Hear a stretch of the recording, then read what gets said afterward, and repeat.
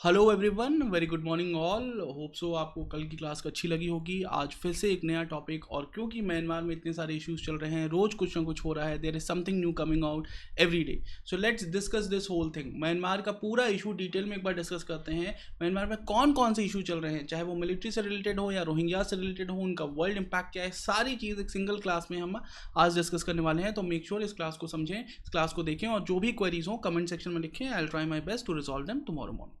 चलिए, अब पहले एक न्यूज़ आई कि 12 अलग अलग कंट्रीज़ के डिफेंस चीफ्स ने कंडेम किया है म्यांमार में जो हो रहा है, ठीक है। और उसके बाद फिर एक दूसरी न्यूज़ आई कि म्यांमार के आर्मी ने 144 से ज़्यादा लोगों को एक सिंगल डे में मार दिया है। ये भी न्यूज़ आई कि there have been dozens of people have been gun down every day from last 3-4 days. हर रोज 100 से ज़्यादा लोगों को मारा जा रहा है, और उसमें बहुत सारे बच्चे भी हैं। अब ये सारी न्यूज़ आ रही है, और इंटरनेशनल कम्युनिटी क्या कर रही है, क्या हो रहा है, क्या एक्शन लिया जाएगा, ये जानने से पहले हमें ये समझना पड़ेगा कि म्यांमार में प्रॉब्लम है क्यों, what is the real issue, क्यों हो रहा है ये सब। सो आइए शुरू करते हैं क्लास। और क्लास शुरू करने से पहले let me remind you again, if you are preparing for civil service examination, make sure to do it through Unacademy. Unacademy के प्लेटफॉर्म का ज़्यादा से ज़्यादा इस्तेमाल करें। Most of the things here are free of cost. करना क्या है आपको, बस आपको एक ऐप डाउनलोड करना है, और उस ऐप में SPYT कोड यूज़ करके आप सारी क्लासेस फ्री की देख सकते हैं, कोई इशू नहीं है। उसके आगे एक स्टेप जाएं, अगर आप प्रिपरेशन में आपको और बेनिफिट मिल रहा है, आपको लग रहा है नहीं मुझे पूरा कोर्स डेवलप करके पढ़ना है, तो आप प्लस या आइकॉनिक सब्सक्रिप्शनशिप ले सकते हैं। उसकी डिटेल्स आपके स्क्रीन पे हैं। जो भी आप पेमेंट करने जाएंगे, make sure SPYT code use कर ले, या 10% डिस्काउंट आपको इमीडिएटली मिल जाएगा, ठीक है। और प्लस और आइकॉनिक का डिफरेंस इन्हें नहीं पता है, प्लीज़ मेक श्योर इसको समझ लें। Iconic subscriptionship is a added thing. जब भी कोई प्रिपरेशन के लिए आता है, प्रिपरेशन कर रहा होता है, कई बार कई लोग कॉलेजेस में होते हैं, कई लोग जॉब में होते हैं, उनके पास टाइम की कमी होती है, they need something more utility approach, more efficient, ठीक है। वो खुद से उनके पास ना टाइम नहीं है कि सारी बुक्स देखें समझें। So they need a help of someone, कि भाई कोई बता दे क्या पढ़ना है, कितना पढ़ना है, क्या नहीं पढ़ना है, कौन सा नया मटीरियल है जो बहुत इंपॉर्टेंट है, एसेंशियलिटी क्या है, लास्ट टाइम पेपर में क्या आया था। तो उन सारी चीज़ों के लिए you need a personal guidance, you need a mentor, and that's where iconic subscription comes into picture। क्योंकि आइकॉनिक सब्सक्रिप्शनशिप के अंदर आपको स्ट्रक्चर्ड कोर्सेज, लाइव एक्सेस, इन सब चीज़ों के अलावा एक पर्टिकुलर पर्सनल मेंटोर भी मिलता है, ठीक है। तो यहाँ तक चीज़ें समझ लीजिए। अब अगली चीज़ आप देखिए कि अनअकैडमी आपको फ्री टेस्ट हमेशा के लिए दे रही है। आप ज़्यादा से ज़्यादा फ्री टेस्ट देते रहें, क्योंकि at the end of the day mains लिखने से पहले आपको प्री लिखना पड़ेगा, which is a screening test which is based on MCQ। तो आप ज़्यादा से ज़्यादा फ्री में ये टेस्ट आप अपीयर हो सकते हैं, देते रहें। अगेन नदर थिंग, इसके बाद आप देखें कि नए बैचेस शुरू हो गए हैं, वो आप ज्वाइन कर सकते हैं। अच्छा चलिए, अब एक चीज़ मैं आपको और इंटरेस्टिंग बता दूं कि म्यांमार पे हम जब बात कर रहे हैं, तो म्यांमार में Feb 1 को कू हुआ था। The coup happened, coup d'etat. द म्यांमार की जो मिलिट्री है, उसने अपनी कंट्री की गवर्नमेंट को गिरा के पावर ली थी 1 Feb को। और उस दिन ये पिक्चर आई थी, जो पिक्चर आपके सामने दिख रही है ना, उस दिन ये पिक्चर आई थी। And everyone was taking it as a laugh, everyone was joking, what the hell, what kind of coup is this, कि एक लड़की, एक there is a performer in a way, ठीक है, वो सुबह सुबह जिम्नास्टिक कर रही हैं, और उनके पीछे कू करने के लिए आर्मी की, मिलिट्री की गाड़ियां जा रही हैं। And that by chance it happened, because वो जो लेडी हैं वो डेली मॉर्निंग ये करती थी, और पीछे से बस बाई लक उस दिन ये कू भी हो गया, और ये सब कुछ वीडियो पे आ गया। Now the best the part of this is कि भाई ये तो उस दिन सब लोग बड़ा हंसे 1 Feb को, कि 1 Feb 2021 को, कि ओके दिस हैपेंड। बट अगले दिन से क्या, from the very next day something change, because जो म्यांमार की मिलिट्री है वो बहुत सीरियस हो गई। And by the end of February, अब February 2, February 3, February 4 को आप उतना कुछ होते नहीं देखेंगे, लेकिन by end of February what you will see कि सारी चीज़ें एकदम से ही बदल गई। और बदलने से आई मीन टू से कि चीज़ें इतनी ज़्यादा डिफ़िकल्ट हो गई, इतनी ज़्यादा डिफ़िकल्ट हो गई कि यू विल अंडरस्टैंड कि बहुत ही जल्दी बाई 24 और 25 ऑफ February आपको पता चलेगा कि ज़्यादा से ज़्यादा लोगों को म्यांमार की मिलिट्री मार भी रही थी, ठीक है। तो एक सिचुएशन ये भी आई कि जब मणिपुर में बहुत सारे म्यांमार पुलिस के लोगों ने रोड बॉर्डर क्रॉस कर लिया, और ये कहा इंडिया की सशस्त्र सीमा बल को अरेस्ट कराने के बाद खुद को, कि हम वापस म्यांमार नहीं जाएंगे, हमारी पुलिस हमें कॉमन लोगों को मारने को कह रही है, हमारी गवर्नमेंट हमें कह रही है, हम वो नहीं कर सकते। तो इस तरह की सिचुएशन वहाँ पे आ गई। अभी भी गवर्नमेंट ऑफ इंडिया को ने कुछ स्ट्रेट फॉरवर्ड स्टैंड नहीं लिया, लेकिन एक बार समझते हैं कि ये पूरी इशू आई कैसे, म्यांमार में मिलिट्री का रोल है क्या, ये चीज़ें हैं क्या। तो लेट्स स्टार्ट दिस थिंग। जहाँ पे हम वहाँ थे उससे बात करना शुरू करेंगे। तो ये सारी न्यूज़ हमें आ गई और हम आगे बात करते हैं। देखिए अब जो सबसे लेटेस्ट न्यूज़ आई वो क्या आई कि एक दिन में 114 लोगों को गोली मार के मार दिया गया, ठीक है, क्योंकि वो लोग प्रोटेस्ट कर रहे थे। इसमें से 28 तो बच्चे थे, एक 7 साल के बच्चे को गोली मार दी गई क्योंकि वो प्रोटेस्ट करने आया था। इसके बाद दुनिया के जो बड़े बड़े कंट्रीज़ हैं, वेदर इट्स 14 कंट्रीज़ की एक ग्रुप है जिन्होंने एक जॉइंट लेटर लिखा म्यांमार की मिलिट्री को और कहा ये बंद करिए आप। और वो कौन सी कंट्रीज़ हैं? वो कंट्रीज़ हैं United States, United Kingdom, Japan, Australia, Canada, Germany, Greece, Italy, Denmark, Netherlands, New Zealand, South Korea, ये सारे के सारे थे। इन्होंने संडे को ये लेटर भेजा। अब लेकिन इसमें 2 कंट्रीज़ हैं जिनमें का आपको नाम इसमें नहीं मिलेगा, इंटरनेशनल बड़ी कंट्रीज़, और एक्चुअली 3 क्योंकि हमारा नाम भी नहीं है इसमें। तो हमारी बात, इंडिया की बात हम अलग से करेंगे, लेकिन 2 बड़ी कंट्रीज़ जिनसे उम्मीद है कि वो स्टैंड लें और वो नहीं ले रहे हैं वो हैं रशिया और चाइना, ठीक है। और हम अपनी बात तो कर ही लेते हैं कि हम क्यों नहीं स्टैंड ले रहे, तो हम अभी समझते हैं अपनी बात हम करेंगे। पहले हम इंटरनेशनल लेवल की बड़ी बात कर लेते हैं कि रशिया और चाइना स्टैंड नहीं ले रहे, ठीक है। अब देखिए हुआ क्या। तो अब हुआ ये कि 1 फेब को मिलिट्री के जो चीफ हैं म्यांमार मिलिट्री के, क्या नाम है उनका, जनरल मिन ऑन्ग लैंग, मिन ऑन्ग लैंग ने ऑन्ग सांग सूची को हटाया, ठीक है, स्टेट काउंसिलर की पोजीशन से उनको अरेस्ट कर लिया। कुछ दिन में उन पर करप्शन के चार्जेस भी लग गए और पूरी की पूरी मिलिट्री ने जो प्रेसिडेंट थे प्रेसिडेंट को हटा दिया। वाइस प्रेसिडेंट खुद मिलिट्री से रिटायर्ड थे, उनको प्रेसिडेंट की पोस्ट पे ट्रांसफ़र कर दिया, उनको प्रमोट कर दिया, क्योंकि वाइस प्रेसिडेंट के हटने के बाद वो ऑटोमेटिकली प्रमोट हो गए और उन्होंने जनरल मिंग को पूरी की पूरी पावर दे दी। ऑन्ग सांग सूची जो हैं वो एक तरीके से हाउस अरेस्ट में हैं और उनके ऊपर केसेस रजिस्टर कर लिए गए हैं। अब ये सारी चीज़ की क्यों गई, क्यों कहा क्या गया, व्हाट वाज द रीज़न? कहा यह गया कि ऑन्ग सांग सूची की जो पार्टी है एनएलडी, उसने इलेक्शंस में धांधली की है, उसने वोटर फ्रॉड किए हैं, इलेक्टोरल फ्रॉड किए हैं, और इसलिए पहले तो ये बोला गया इलेक्शन कमीशन से म्यांमार के कि आप रिकाउंटिंग कराइए। उन्होंने रिकाउंटिंग कराया, रिकाउंटिंग का जो नतीजा आया वो भी ऑन्ग सांग सूची के फेवर में ही आया। इसके बाद there was no other option और मिलिट्री ने कू करके गवर्नमेंट को ही हटा दिया, ठीक है। अच्छा, अब ये मिलिट्री कर कैसे गई, क्योंकि आपने पाकिस्तान के किस्से तो बहुत सुने कि ऐसा हो जाता है। देन यू ऑल्सो नो कि अब पाकिस्तान में मिलिट्री की पोजीशनिंग ही अलग है, उनकी पावर ही अलग होती है, ठीक है। लेकिन म्यांमार में क्या हो रहा है, तो let's talk a bit about Myanmar. Myanmar की एक जनरल आइडिया ले लेते हैं पहले, म्यांमार है क्या भला, ठीक है, कहाँ से आया, क्या हो गया इस कंट्री का। तो याद रखिए कि 1881 के पहले म्यांमार में रॉयल्टी एग्जिस्ट करती थी, ओके। 1882 में लॉर्ड डफरिन जब इंडिया के गवर्नर जनरल थे तो उन्होंने आर्मी भेजी और एक वॉर हुई जिसको कहते हैं द एंग्लो बर्मीज वॉर। और एंग्लो बर्मीज वॉर के बाद बर्मा को जो ब्रिटिश इंडियन एम्पायर है उसका एक पार्ट बना लिया गया और 1881 से 1935 तक पहले कलकत्ता से 1881 से 1911 तक और फिर दिल्ली से बर्मा भी कंट्रोल होता था, ब्रिटिशर्स उसको कंट्रोल करते थे।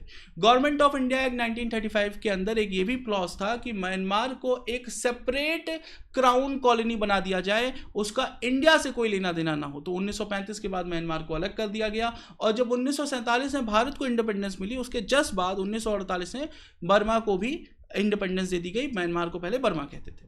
अब देखो, जैसे 1947 में 1947 में जब इंडिया को इंडिपेंडेंस मिली उसके 1 साल पहले इंडिया में एंटरिम गवर्नमेंट बना दी गई थी, जवाहरलाल नेहरू उसके वाइस प्रेसिडेंट थे, ठीक है, वाइस रॉय इन काउंसिल के।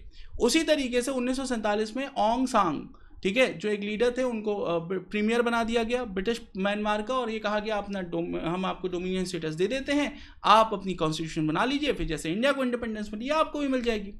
ऑन्ग सांग को अगले ही साल लोगों ने मार दिया, लेकिन म्यांमार को इंडिपेंडेंस भी 1948 में मिल गई। अब 1948 में ऑन्ग सांग की डेथ हो गई थी लेकिन इंडिपेंडेंस मिल गई थी और उसके बाद से आप देखेंगे कि 1948 से 1962 तक म्यांमार में एक गवर्नमेंट रहेगी, डेमोक्रेटिकली इलेक्टेड। ऑन्ग सांग के जो फॉलोअर्स हैं वो उस गवर्नमेंट को रन करेंगे, लेकिन मिलिट्री का इन्वॉल्वमेंट धीरे धीरे बढ़ने लगेगा और 1962 में मिलिट्री एक कू कर, ठीक है, म्यांमार की गवर्नमेंट को हटा देगी। अब मिलिट्री का जो ये कू है 1962 से, इसके बाद से म्यांमार सिंगल हैंडेडली म्यांमार की मिलिट्री कंट्रोल करेगी, ठीक है। 1989 में म्यांमार की मिलिट्री नाम बदल के बर्मा का म्यांमार करेगी। याद रखिए यूनाइटेड स्टेट्स के रिकॉर्ड में अभी भी इसको बर्मा ही कहा जाता है, म्यांमार वर्ड नहीं यूज़ किया जाता है। 2011 में आप देखेंगे कि अल्टीमेटली बहुत ज़्यादा प्रोटेस्ट होने के बाद मिलिट्री इस बात के लिए, और मिलिट्री पे जब सैंक्शंस भी लग जाएंगे, और हिलेरी क्लिंटन ने काफ़ी ज़्यादा सैंक्शंस लगाने की धमकी दी थी 2011 में, क्योंकि वो यूनाइटेड स्टेट्स की सेक्रेटरी ऑफ स्टेट थी बैक देन। उसके बाद 2011 में प्रेसिडेंसी का कॉन्सेप्ट रीस्टोर किया गया। ऑंग सान सू की, जो कि ऑंग सान की बेटी थी और 1989 से ही वो जेल में थी। जेल में क्या थी, उनको हाउस अरेस्ट करके रखा गया था और 1991 में उनको नोबेल पीस प्राइज भी मिला था। ठीक है, ऑंग सान सू की से कहा गया अच्छा आप इलेक्शन में पार्टिसिपेट करना चाहती हैं तो कर लीजिए, लेकिन इलेक्शन हुए 2008 के कॉन्स्टिट्यूशन के हिसाब से म्यांमार के, और 2008 के कॉन्स्टिट्यूशन में लिख दिया गया था कि एनीवन जिनके ब्लड रिलेशन में कोई फॉरेनर्स आते हैं वो प्रेसिडेंट नहीं बन सकते। और ये नियम जानबूझ के इससे बनाया गया था कि ऑंग सान सू की कभी प्रेसिडेंट ना बन पाए म्यांमार की, क्योंकि ऑंग सान सू की के 2 बेटे हैं और वो दोनों ब्रिटिश नेशनल हैं, क्योंकि ऑंग सान सू की जो हस्बैंड थे वो ब्रिटिश नेशनल थे। ठीक है, अब इस वजह से ऑल्दो प्रेसिडेंसी रिस्टोर कर दी गई, ऑंग सान सू की से कहा गया कि आप पार्टी बना के इलेक्शन लड़ लीजिए और पार्लियामेंट्री सिस्टम को वापस से रीस्टैब्लिश कर दिया गया, लेकिन एक नया नियम भी बना दिया गया म्यांमार में। और वो नियम क्या है, वो नियम ये है कि म्यांमार की होम मिनिस्ट्री और म्यांमार की पुलिस पूरी पुलिसिंग का सिस्टम और डिफेंस मिनिस्ट्री, दोनों होम मिनिस्ट्री और डिफेंस मिनिस्ट्री, ठीक है, वो हमेशा म्यांमार की आर्मी के हाथ में ही रहती है। और इसके साथ साथ म्यांमार की पार्लियामेंट में 26% सीटें जो हैं वो आर्मी की अपॉइंटी होती हैं।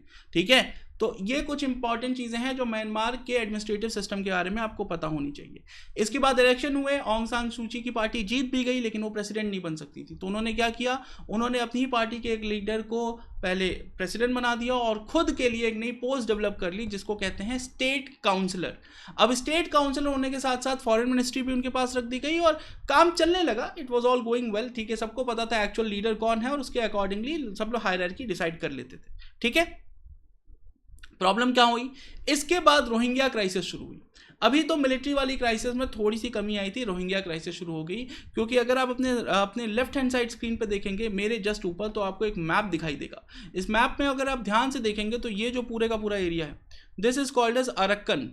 ओके, अब अरक्कन की खासियत ये है कि जो मैंने आपको एक कहानी बताई थी अभी कि Anglo Burmese war 1881, Anglo Burmese war खाली 1881 में नहीं हुई थी। एंग्लो बर्मीज वॉर 1823 से 1826 के बीच में एक और हुई थी। ठीक है, जब पहली बार विलियम बेंटिक इंडिया के जब गवर्नर जनरल थे तो उन्होंने मेक श्योर किया कि ब्रिटिश इंडियन आर्मी म्यांमार में जाए। और उसके बाद आप देखेंगे कि म्यांमार के पूरी की पूरी मोनार्की को तब भी हराया गया था और तब एक ट्रीटी साइन की गई थी, ट्रीटी ऑफ यंदाबो। ट्रीटी ऑफ यंदाबो में ये लिखा गया था कि जितने भी कोस्टल एरियाज हैं म्यांमार के, वो ब्रिटिश इंडियन आर्मी ओवरटेक कर लेगी, वो ब्रिटिश इंडियन आर्मी ओवरटेक कर लेगी। And this is very interesting here कि ओवरटेक करने के बाद वो क्या करेंगे, ओवरटेक करने के बाद वो उस पूरे एरिया को रेगुलेट करेंगे जिससे बे ऑफ बंगाल में उनका कंट्रोल बना रहे। बे ऑफ बंगाल में उनका कंट्रोल बना रहे। बे ऑफ बंगाल में कंट्रोल क्यों बनाना है उनको, ताकि कोई और कंट्री, कोई और वेस्टर्न पावर म्यांमार में एंट्री ना करे। और इस जब एक बार उन्होंने रकाइन में कैप्चर कर लिया, फिर ऐसा कहा जाता है बहुत सारे बंगाली और बहुत सारे उड़िया और बहुत सारे बिहार के लोगों को वहाँ पे गवर्नमेंट ने, ब्रिटिश इंडियन गवर्नमेंट ने शिफ्ट कराया। ठीक है, और ये कहना है म्यांमार की गवर्नमेंट का। ठीक है, तो ट्रीटी ऑफ यंदाबो समझ में आ गया आपको। पॉपुलेशन म्यांमार की 55 से 60 मिलियन लोगों के आसपास है, 6 करोड़ के आसपास लोग वहाँ रहते हैं और जीडीपी 300-400 बिलियन डॉलर के आसपास। अब मैं आपको एक दो चीज़ें और बता दूं, थोड़ा सा पुराना रिकॉर्ड, कि देखिए म्यांमार एकमात्र ऐसा आसियान कंट्री है जो इंडिया से बॉर्डर डायरेक्टली टच करता है और 10 में से और कोई आसियान कंट्री इंडिया से डायरेक्टली बॉर्डर नहीं टच करते हैं। साथ ही साथ 1967 के पहले इंडिया और म्यांमार के बॉर्डर्स जो थे वो सही से डिफाइंड नहीं थे। ठीक है, और 1967 में बॉर्डर डिफाइन हुए। इंडिया और म्यांमार के बॉर्डर को कहते क्या हैं, इसको कहते हैं पेम्बरटन जॉनस्टोन मैक्सवेल लाइन। और साथ ही साथ अब हम क्योंकि बात कर ही रहे हैं तो मैं आपको ये भी बता दूं, क्योंकि बहुत सारे स्टूडेंट्स को नहीं पता होता कि इंडिया और नेपाल की बॉर्डर को क्या कहते हैं। इंडिया और नेपाल का बॉर्डर पहले तो ट्रीटी ऑफ सगौली में सेट हुआ था 1815 में, लेकिन उसके बाद कुछ ऊपर कुछ नीचे होता रहता है और फाइनल जो लाइन है, जो 1200 से ज़्यादा किलोमीटर की लाइन है इंडिया और नेपाल की, उसको रेडोलिफ लाइन कहते हैं। रेडक्लिफ लाइन नहीं, रेडक्लिफ लाइन इंडिया और पाकिस्तान की है, इंडिया और बांग्लादेश की है। रेडोलिफ लाइन है इंडिया और नेपाल की, और म्यांमार वाली लाइन है पेम्बरटन जॉनस्टोन मैक्सवेल लाइन। तो ये दो फैक्ट्स आपको यहाँ पता चल गया। अब चलिए आगे देखते हैं कि म्यांमार के साथ क्या हुआ। अब जैसा कि मैं आपको 1962 तक लेके आया था, मैंने आपको बताया 1962 में म्यांमार में एक नए लीडर आए जिनका नाम था नी विन। नी विन ने क्या किया, Ne Win took over the power. Okay, और उन्होंने ये कहा कि ये अरक्कन में जो लोग हैं वो म्यांमार के नहीं हैं, ट्राइबल म्यांमार के नहीं हैं, वो एक्चुअली बंगालीज हैं जिनको ब्रिटिशर्स हमारे यहाँ लेके आए, और हमें वो लोग नहीं चाहिए। ठीक है, और हमें वो लोग नहीं चाहिए, वो लोग वापस जाएं। अब कुछ लोगों का ऐसा भी कहना है कि जब पाकिस्तान और इंडिया का डिवीजन हो रहा था 1947 में, तब भी ये चीज़ बहुत ज़्यादा हाईलाइट हुई थी और ऐसा देखा गया था कि ब्रिटिश गवर्नमेंट पे प्रेशर डाल रहे थे कुछ लोग रकाइन के भी कि पाकिस्तान के साथ उनको मर्ज कर दिया जाए, लेकिन वो हुआ नहीं। खैर 1982 आते आते म्यांमार की आर्मी ने एक लॉ पास किया, ये उनका सिटीजनशिप एक्ट था, जिसमें उन्होंने ये कहा कि जो लोग रकाइन में रह रहे हैं, जो लोग अपने रिकॉर्ड्स नहीं प्रूव कर सकते गोइंग बैक टिल 1823, यानी वो लड़ाई जो कि एंग्लो बर्मीज वॉर थी, फर्स्ट एंग्लो बर्मीज वॉर, उसके पहले अपने रिकॉर्ड्स प्रूव नहीं कर सकते कि वो एंसेस्ट्रली यहीं पे रहते थे, वो यहाँ के सिटीजन नहीं है, उनको यहाँ रहने का अधिकार नहीं मिलेगा। Now just understand this thing कि 1971 के पेपर्स के चक्कर में इंडिया में CAA का इतना इशू क्रिएट हुआ। Just imagine what must be going with the people living in Rakhine, जिनसे कि 1823 के पहले का कागज मांगा जा रहा है, तब ताम्रपत्र नहीं होते थे लोगों के पास, ठीक है। अब देखिए पहले पत्ते पे लिखा हुआ चीज़ें भी नहीं मिलेंगी, ओके। अब आगे देखो, जब हम नीवन की बात करते हैं तो नीवन रूल किया वो ठीक है, वो हटे, दूसरे मिलिट्री डिक्टेटर आ गए, ये कहानी चलती रही। लेकिन इंटरेस्टिंग चीज़ ये हो गई कि ये जो लॉ बनाया गया, ये लॉ बड़ा इंटरेस्टिंग हो गया। इस लॉ को एक बार आपकी स्क्रीन पर लिखा हुआ है, इसको पढ़ना चाहें तो आप पढ़ लें, ठीक है। मैं वैसे डिफाइन कर देता हूँ कि ये सारे लोगों को 3 तरह के सिटीजन में बांट दिया गया जो लोग म्यांमार में रह रहे हैं। The people who have been the citizen, क्योंकि वो वहाँ पे उनकी ट्राइब रहती है, एसोसिएट सिटीजन और नेचुरलाइज सिटीजन। ये जो एसोसिएट सिटीजन थे, इनका मतलब ही यही था कि ये एसोसिएट सिस्टम प्रिस्क्राइब करेगी लॉ, और नेचुरलाइज सिटीजन नॉर्मल लोग जो ओवर द पीरियड सिटीजनशिप लेंगे। लेकिन वो लोग जो रकाइन में रह रहे थे, जिन्हें पूरी दुनिया रोहिंग्या कहती है और म्यांमार में उन्हें बंगाली कहा जाता है, याद रखिए म्यांमार की government officially Rohingya word accept नहीं करती है, वो अभी भी उन सारे लोगों को क्या कहती है, बंगाली, ठीक है। तो ये दूसरा इशू है जो म्यांमार में चल रहा है 1982 से। आई होप सो आपके समझ में आ गया होगा। जो ओरिजिनल सिटीजन्स थे वो कौन कौन से लोग हैं, वो ट्राइब्स हैं, और ट्राइब्स की डिफिनेशन यहाँ पे देख लीजिए। काचिन, कयाक, कारेन, चिन, बर्मन, मोन, रकाइन, शैन, कामन एंड जरबादी, ये वो ट्राइब्स हैं जो कि ऑफिशियली म्यांमार की सिटीजनशिप इनको मिली हुई है। बाकी लोगों को वो सिटीजनशिप नहीं देते हैं अनलेस एंड अनटिल वो प्री 1823 के पेपर्स अपने लेके आए, कहीं से कोई रिकॉर्ड, पेपर्स ही जरूरी नहीं है, कोई रिकॉर्ड दिखाएं जिससे प्रूफ हो कि उनकी फैमिली 1823 से पहले म्यांमार में रहती थी, ठीक है। तो यहां तक आप बात समझ गए हैं मेरे ख्याल से। अब आगे बढ़ते हैं और अब देखते हैं कि अब लेटली क्या हुआ। इस लॉ के बनने के बाद, 1982 के लॉ के बनने के बाद 1989 से नई डिफिकल्टी बननी शुरू हुई। और नई डिफिकल्टी क्या थी कि मिलिट्री क्रैकडाउन, मिलिट्री ने वहाँ से रकाइन एरिया से जो लोकल लोग वहाँ रह रहे थे उनको मारना शुरू किया, भगाना शुरू किया। ये वो टाइम था जब 2.5 मिलियन, ऑलमोस्ट 25 लाख रोहिंग्याज जो हैं वो भाग के बांग्लादेश में आ गए, ठीक है। बांग्लादेश में भाग के आपने मैप में देख सकते हैं लेफ्ट हैंड साइड स्क्रीन पे, ये सारे लोग बूथीदौग और मुंगदाओ से भाग के कहाँ आए, कॉक्स बाजार आए। और आपको अभी भी पता है कि दुनिया का सबसे बड़ा जो रेफ्यूजी कैंप है वो कहाँ है, कॉक्स बाजार में है। अभी 2-3 दिन पहले कॉक्स बाजार के रेफ्यूजी कैंप में आग भी लग गई थी, मेरे ख्याल से वो न्यूज़ भी आप लोगों ने देखी होगी, ठीक है। सो इसके बाद जब बांग्लादेश की गवर्नमेंट ने प्रेशर बनाया तो एक एग्रीमेंट साइन हुआ बांग्लादेश और म्यांमार के बीच में 1992 में, जिसमें ये कहा गया कि इन सारे लोगों को बांग्लादेश से निकाल के म्यांमार की गवर्नमेंट वापस लेके इन्हें रिपैट्रिएट किया जाएगा। लेकिन वो रिपैट्रिएशन कभी इंप्लीमेंट नहीं हुआ। और 2011 में गवर्नमेंट जब एक बार हाथ में चली गई, किसके, ऑंग सान सू की, ओके, और उसके बाद भी मिलिट्री ने एक्शंस बंद नहीं किए और म्यांमार से रोहिंग्यास को भगाने के ये पूरी जो इनका सिस्टम था ये रन करता रहा। और 2016 तक आते आते आप देखेंगे कि वापस से 87,000 और रोहिंग्यास को बांग्लादेश भाग के जाना पड़ा, ठीक है। अब ये कहा जाता है कि ऑंग सान सू की ने इस पे स्टैंड क्यों नहीं लिया। अब जो लोग, कुछ लोगों का ये भी कहना है कि, और कुछ लोगों का ये कहना था कुछ दिन पहले तक, ऑंग सान सू की जो उनकी नोबेल प्राइज वापस ले लो, उनके ऊपर एक्शन लो, because she is not standing for Rohingyas people. But then you have to understand कि म्यांमार का कॉन्स्टिट्यूशन ऐसा है कि वहाँ की होम मिनिस्ट्री और वहाँ की डिफेंस मिनिस्ट्री अभी भी मिलिट्री ही हैंडल करती है। तो there is not very much जो कि ऑंग सान सू की डायरेक्टली कर सकती है, ठीक है। बट अक्टूबर 2017 आप देखेंगे 6 मिलियन रेफ्यूजीज और आ गए बांग्लादेश में। म्यांमार ने कहा हाँ हम इन्हें वापस लेंगे, लेकिन इन्हें वापस नहीं लिया गया। जनवरी 2018 देखिए, रिपैट्रिएशन के लिए यूनाइटेड नेशन ने भी प्रेस करना शुरू किया म्यांमार को, लेकिन कोई आउटकम नहीं। 2021 में अब ये उम्मीद की जा रही थी कि जो मैंने आपको इलेक्शन बताया जो कि NDF जीत रही थी, ये कहा गया कि वो इलेक्शन के बाद क्योंकि 74% सीट ही खुलती हैं नॉर्मल इलेक्शन के लिए, बाकी 26% पे तो सिर्फ और सिर्फ आर्मी की ही अलॉटमेंट है, मिलिट्री की ही अलॉटमेंट है। तो जो 74% है उसमें से 2/3 मेजॉरिटी लाना बहुत मुश्किल था, और वो 2/3 मेजॉरिटी यानी 66% मार्क जो था वो अवेलेबल नहीं था किसको, ऑंग सान सू की को।